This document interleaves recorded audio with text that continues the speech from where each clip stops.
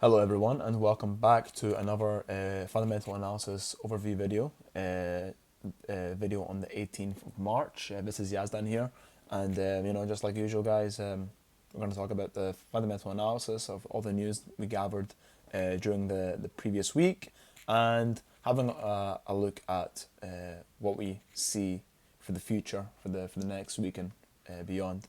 Of course, this is not we are not experts here, and this is just we'll be sharing our own personal biases. So with that being said, let's get straight into it.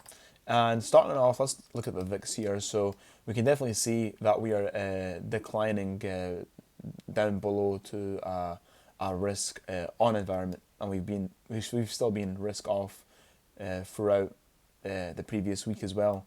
So definitely investors will be looking to put their money in, back on high risk investments. So maybe we'll see less demand for the dollar, less demand for the the Swiss franc, and less demand for the yen, and also for the euro as well, because the euro has even since COVID times was considered as an unofficial safe haven. So it'll definitely be interesting to have a look at that.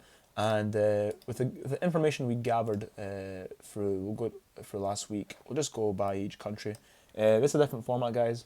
Just testing it out, see what you guys like. So with dollar, inflation did fall greater than expected, both the core inflation and the normal inflation, and so definitely it kind of pushes more towards sooner rate cuts. So definitely something to look out for. Also the PPI as well, definitely lower than expected. So that will be something to look out for the next inflation reading. And risk off returns as the government shutdown prospect rises. The last government shutdown was during Trump's first term in December 2018, the 35 days. This doesn't really matter anymore. This was stuff that was relevant, but I believe it was on Saturday where the announcement of the government shutdown had been avoided. So not much news since then. For the euro, Governing Council member Peter Casimir states that the ECB needs to have an open mind on its next steps as it confronts persistent inflation risks. We must carefully assess all the incoming data and complement what we learn with cautious judgment, keeping all options open whether we decide to cut rates again or pause. So very self-explanatory, guys. These guys, I believe the ECB are data dependent, so I don't think we're going to be we'll rush too quickly to the next rate cut. And they have stated many times that we're going to have a long pause before rate cuts will commence again closer to 2026 and even throughout 2026. Greater scope for borrowing alone will not remedy Germany's weak growth. So it says that the Green Party may reject the debt finance package that will boost the economy.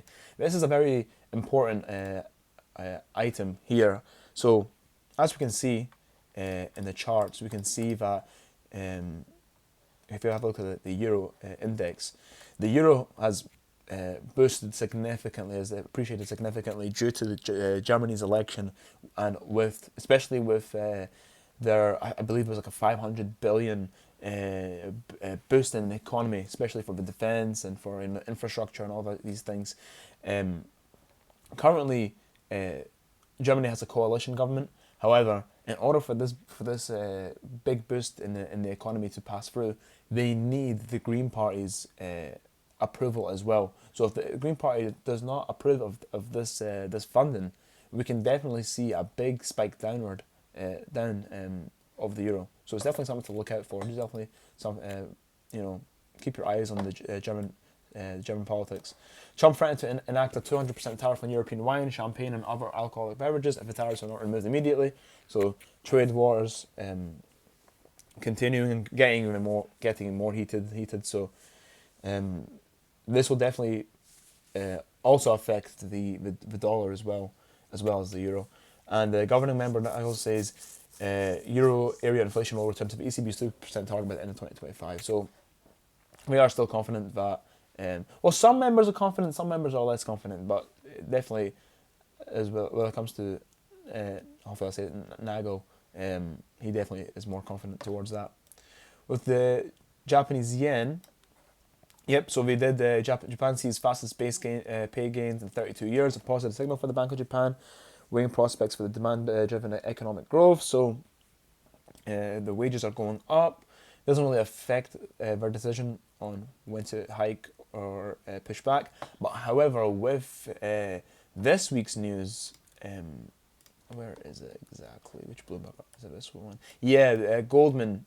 I believe it's Goldman. Goldman Sachs says that the Japanese wages need to rise further to meet the Bank of Japan goal. So definitely until so pretty much the wages still need to keep rising up in order for the Bank of Japan to be satisfied, for them to then continue to rise interest rates. So definitely something to look out for. Bank of Japan's next rate hike likely in June. We don't know now. We'll see. We'll see if the wages do rise until then. Definitely, but it might even get pushed back due to uncertainty in the global markets. So something to look out for. September or later. Later will be kind of crazy for their next rate hike. I think it'll be closer. I think maybe it'll be from June to September. I doubt it'll be later. Their second, their sort of last rate hike will be later, obviously, but the one before that I doubt. Economic survey now anticipate the terminal rate to be 1.25%. I believe it used to be 0.5, so it has significantly increased. Almost 3/4 of Japan watchers said that given Trump's recent remarks, tariffs could exert enough of a drag on Japan's economy to delay the Bank of Japan's rate hike path. So we'll see. We'll definitely see. Ueda stated that he's not too worried about the ascent of the yield, which has surpassed the highs of 2008. Bank of Japan officials see several reasons against intervening in the bond market. Yes, so pretty much with the hike of interest rates, it also has an effect on the government yields as well. And the higher the government yields, the more expensive it is for them to pay back their government debt.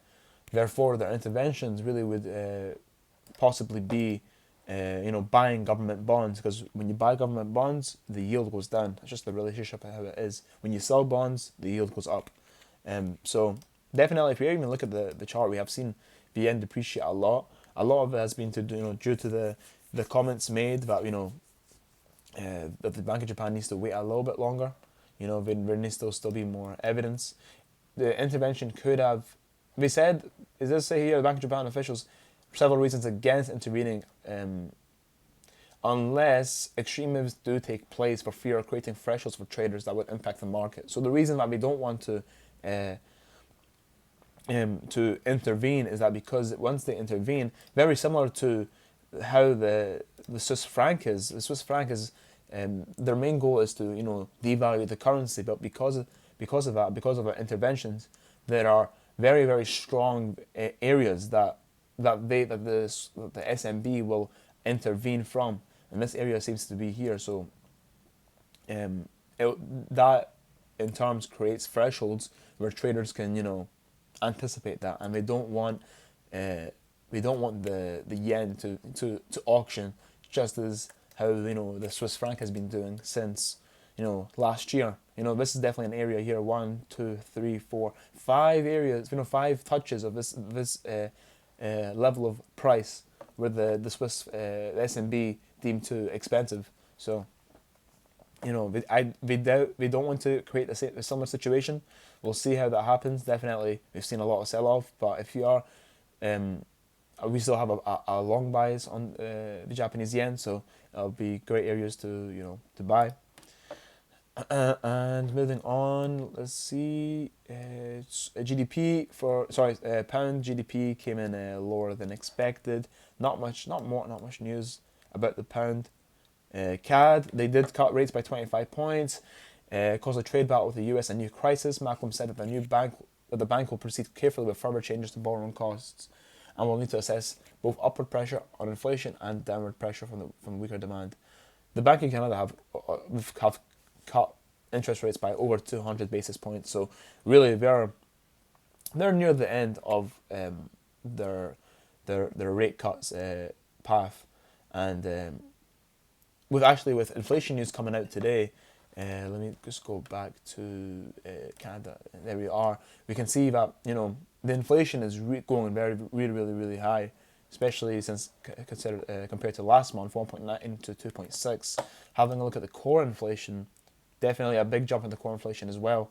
So the effects of the rate cuts are now kicking in, and it does say here that we need to assess both upward pressure on inflation and downtrend pressure from the weaker demand. So, with these tariffs going into place, traders are anticipating slower growth for the Canadian economy, which and with the weaker economy, investors will pull away their investments in Canada to other places. So, definitely that will result in a weaker Canadian dollar. So, and with the upward pressure of inflation, promoting hiking, the chances of hiking, it's going to be a very interesting situation. I do believe it's going to be an auction where Canada will want to maintain the value. However, just from fundamental analysis, I think I would still consider it a sell just because of the effects of the tariffs and the outcomes that it will have. However, there are reasons to also buy the Canadian dollar just because the high inflation promoting a chance of a hike to maintain inflation to closer to that 2% target. And the bullish price movement of the 12 in the currency is the comments that the Bank of Canada made when they cut rates was very hawkish. So definitely this rebound of price was due to those hawkish comments, despite that rate cut. We didn't get much news for the Australian dollar, nor for the New Zealand dollar. For the Swiss franc, PPI did come out higher than expected. Actually, never mind. And Chinese yuan, CPI comes lower in negative 0.7, and PPI goes negative 2.2. So inflation is very fallen, and China deploys high impact, low cost tariffs on American and Canadian farm products. So the trade wars are really getting more hectic and hectic. So definitely something to look out for if you are looking into the to keep your mind on when you are entering the market. Having a look at this week's news, quantitative news. Let's go yesterday. Core retail sales maintained higher than previous, met forecasts. Can't say the same about the normal retail sales, but core retail sales did. Today, with the Canadian inflation. Next, let me just actually go. Makes it much easier. The Bank of Japan are going to hold a meeting regarding their interest rates, which they are going to hold, and it's been forecasted that way. Like I said, their next rate hike will definitely come. The soonest it will be June, unless big data comes out that will change it. The same thing for the United States dollar. They're still very hesitant to cut. They're still very uncertain about how the global markets are and the sentiment, and definitely the New Zealand GDP will come out, Australian employment, and let's see. Oh wow! Even the S&B are going to cut rates further. It's a very hectic week, guys. I don't know. Might not be a good idea to enter. There's a lot of news that comes out on Thursday. England, the Bank of England will be forecasted to hold rates. Got a very busy week. Friday, Canadian retail sales, and Sunday will be Australian manufacturing PMIs. So very busy week. Having a look at the charts, dollar has not been performing well at all, despite them being one of the last central banks to cut. Obviously, this is really due to Trump's policies, the uncertainty of the global market, the crash of the stock market, all these things, and the war, the Ukraine war that's going on. That's really creating a lot of uncertainty, guys. But if you're looking to buy dollar, definitely it is not a bad time. It's been discounted. We're back to the areas where Trump had won the election. We're back to those areas. So definitely it's a key area to buy if you are looking for that. For Euro, it seems that Euro has reached its peak. We can definitely see some devaluation. But if you're still long Euro, then you can definitely look to buy at discounts. Japanese yen, like I said before, a lot of devaluation. But we are long yen, so if you are looking to, buy, then good discounts areas, good areas even here, areas here. Pound, honestly, I'm not too sure of the pound. We do believe we are going to cut less than expected. So definitely has driven some bullish, some bullish movement. But honestly, until further data comes out, especially with their comments after their interest rate meeting, we'll get more insight then. Canada, like I said, there are reasons to buy and sell Canadian dollar. Australian dollar, they are still they are still data dependent. They don't want to cut rates by too much. So definitely, out of all the currencies, I would say dollar are considered a long, even though they're cutting. New Zealand, short. We have a short bias. They still are going to cut by a lot of points. So definitely a good area to sell. And the Swiss franc, definitely, if you are looking to short the Swiss franc, I would look for key areas where the S&B have clearly intervened. So definitely this area here. However, even if you want to, even with this rate cut, definitely, it's not a bad area to sell at all. And the Chinese yuan, really, the yuan have been maintaining their value in order to benefit from the trade wars.